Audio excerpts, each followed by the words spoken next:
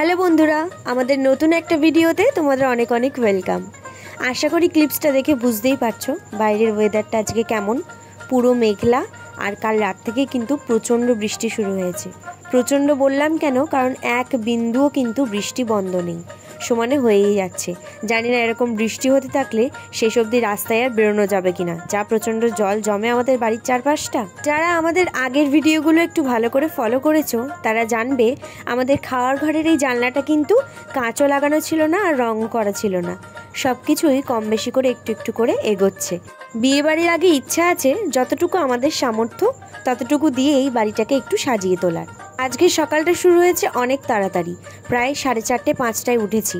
আর কেন উঠেছি তার কারণটাও তোমাদের সাথে শেয়ার করব। আজকে সকালে আমাদের ঘুমটা ভাঙলো একটা খুব বাজে খবর দিয়ে।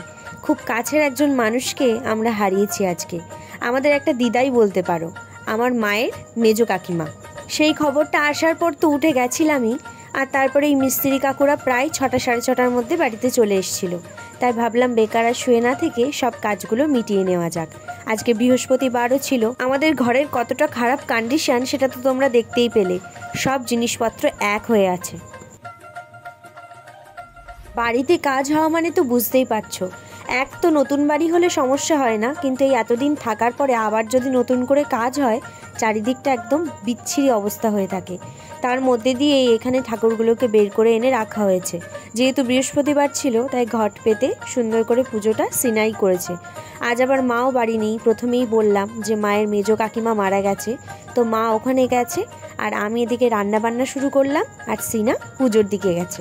তেমন কিছুই আজকে আর রান্নাবান্না করতে ইচ্ছা করলো না। চিকেনটা যেহেতু আগে থেকেই বলা ছিল তাই চিকেনটাই রান্না করলাম, আর সাথে ভাত রান্না করলাম, আর একটু ফ্রিজে ডাল ছিল সেটা গরম করে নেব। আশা করি তোমরা আমার সাথে রিলেট করতে পারছো। যেদিন সকালবেলা ঘুমটা এরকম একটা খারাপ খবর দিয়ে শুরু হয় না, সেদিন কিচ্ছু ভাল লাগবে না, দেখবে শুধু মনে হয় সারাদিন ধরে বসেই থাকি, একদম হাত পা কাজ করাই বন্ধ করে দেয়। আর তাও যদি তোমাদের কোনো প্রিয় মানুষ এইভাবে হঠাৎ করে তোমাদের ছেড়ে চলে যায়, সেক্ষেত্রে তো এমনটা হওয়াই স্বাভাবিক। বাড়িতে যেহেতু দুটো মানুষ আছে, আমরাও আছি, রান্না তো করতেই হবে, তাই চিকেনটাই কোনো রকমে করলাম, আর ভাতটা মা করে রেখেই গেছিলো। আর বাইরে তো আজকে সারাদিন ধরে বৃষ্টি হয়েই চলেছে, তাই ভাবলাম দুপুরবেলা চিকেন আর ভাত দিয়েই একদম খাওয়াটা কমপ্লিট হয়ে যাবে সবার। সমস্ত কাজকর্ম কমপ্লিট করে আমি আর সিনা সবার শেষে খেতে বসেছি, গরম ভাত আর সাথে চিকেন নিয়ে।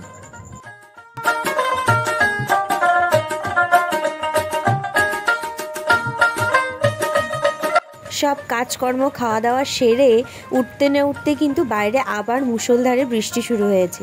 এখন আর কাজ তেমন কিছু নেই, মিস্ত্রি কাকুরাও এক্ষুনি বাড়ি চলে গেল। তো চলো ওপরে ঘরটা একবার দেখে নিই। মোটামুটি ভালোই কিন্তু লাগছে। 1 কোট করে পুট্টি করা হয়েছে, আবার কালকে আসবে।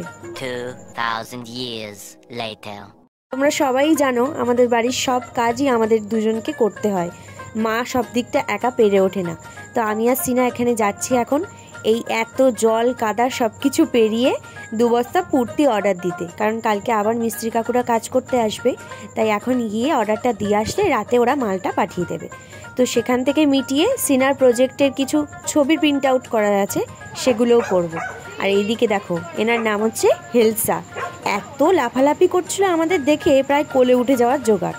বর্ষার জল লাগলে আমার প্রচণ্ড মাথার যন্ত্রণা শুরু হয়, আর ঠিক তেমনই হয়েছে।